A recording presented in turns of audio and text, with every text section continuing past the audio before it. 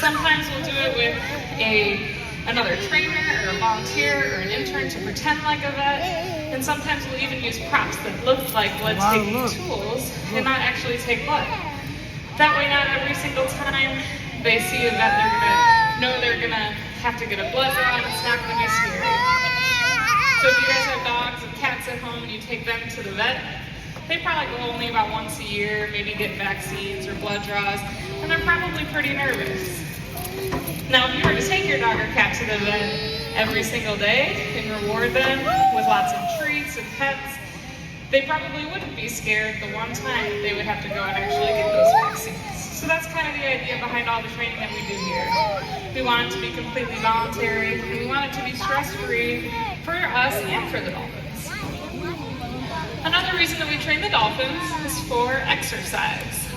So just like you or I might go to the gym, we can use training sessions for exercise. For example, if I ask Orin to do a big jump where he swims down to the bottom and jumps up and touches that buoy there, that's good exercise for him. He gets his tail pumping and his heart moving. So it's kind of a good way to give them a little bit of exercise, but also training sessions are healthy for their brain as well as their bodies.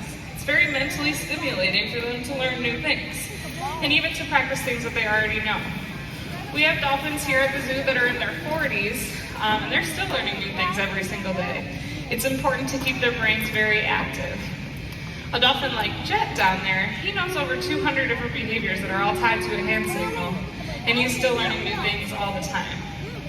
Just like you and I probably like to learn new things to keep our brains active, it's important for us to do the same thing for the dolphins. Another reason we train the dolphins is to get them a little bit closer to you guys. We have a dolphin meet and greet program or dolphin in-water program where you can get up close and personal with the dolphins, and even presentations just like this.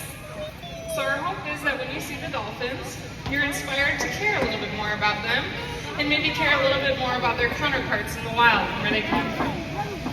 Now you might be thinking we live in Indiana, we don't really have much of a connection to dolphins. They live all the way down in the ocean.